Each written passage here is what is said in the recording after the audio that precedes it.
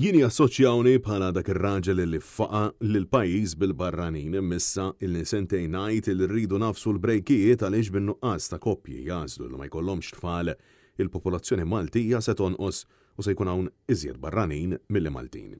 Sostna dan il-Ministru Klaj Caruana waqt intervista mal-preżentatur Karl Bonaci meta kienu qed jiddiskutu żieda fil-popolazzjoni f'Malta. Il-Ministru Caruana insista li jekk il-koppji Maltin u Awċin se jkomplu jażlu li jkollhom inqas tfal, ir-realtà tkun li fis-snin li ġejjin se nonqsu bin-nofs. Illum Maltin fuq din naqra ta' gżira qegħdin kważi 400,000. 400,000. Maltin. Maltin u Awċin. Jekk ma nagħmlu xejn u kollox jibqa' kif inhu. Bin-numri kif inhuma. Bin-numri kif inhuma. Ġifieri jibqa' jkollna tfal kif qed nagħmlu llum. Mhux qed ngħidlek tiggrava aktar għax jista' jagħti il-każ, imma kif qegħdin illum u ma nagħmlu xejn. Maltin u Awċin sa 50 sena oħra, ġifieri mhux qed nitkellmu Alla biss jaf meta. 50 sena. 50 sena. 50 sena. Mhux xi perjodu daqshekk ta' barra minn hawn.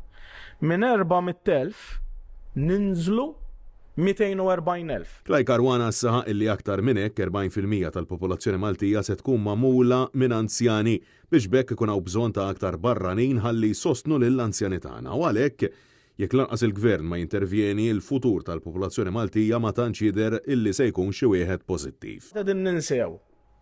Se nkunu aħna stess li ħankunu qegħdin niċkienu u jafada pitada dal-poplu jiġi fix-xejn għax mhux se jkun hemm biżejjed minna li jkunu qegħdin jgħixu fuq din l-art. Jekk tagħmel il-kalkulu mbagħad tal-100 sena kompli iktar tinżel. Kompli iktar tinżel. Grava s-sitwazzjoni. Kompli iktar tinżel. U ngħidu xi darba kien hemm il-Maltin. Għax eventwalment jekk il-poplu jkomplu jiċkienu mbagħad in-nies se jitħaltu aktar mal-barranin. U l-identità Maltija tkompli tintilef. Il-Ministru sa illi bosta jassoċjaw ma' żmien fejn kien fit-tmum ta' Jobs Plus fejn taħt it-tmexxija tal-Prim Ministru Joseph Muscat Caruana beda jaħdem bis-sistema tal-importazzjoni tal-ħaddiema barranin. Madankollu tenna li hemm bżonn ta' bidla fil-modell ekonomiku l-istess argument illi l-Partit Nazzjonalista issa ilu jisħaq fuqu għal snin twal. Jien ħafna jassoċjawni meta kont il-Jobs Plus u li ġab il-barranin u faqa l-pajjiż bil-barranin. Jemena kont naħseb l-ewwel wieħed. Sentejn ilu meta tismgħu irridu nżommuna għall-brejkijiet għax qed ikollna il-problemi. Etta jew mettix u kienu għala rebu sħiħ. Klaj Caruana għażel illi ma jomodx kliemu hekk kif saħaq ċaru tont illi jekk ma jsir xejn il-Maltin se jispiċċaw f'minoranza f'pajjiżhom stess. Naħseb in-numri tagħmilhom waħdek 240,000 għasu għan-nofs ta' 600,000. U inti tixtieqa, jien nixtieqa. Din il-minoranza dik qed tgħix mhux hekk. In-numri kulħadd jaf jagħmilhom waħdu. U allura biex dan ma jiġrix, irridu nibdew neħdu azzjoni. Għax sa tiġri nkella? ċert.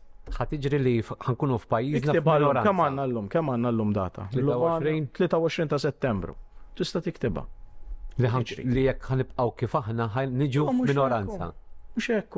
Il-Partit Nazzjonalista ilu snin sħaħ jappella lill-Gvern ta' Roberta Bela sabiex jintervjeni mill-aktar fis biex mhux biss ibiddel il-mudell ekonomiku minn dak ta' kwantità għal dak ta' kwalità, iżda biex verament isaħħaħ il-kwalità tal-ħajja tal-familji Maltin u Awċin bilan illi jagħmel ħajjithom aktar attrajenti u ideali biex ikattru it-tfal.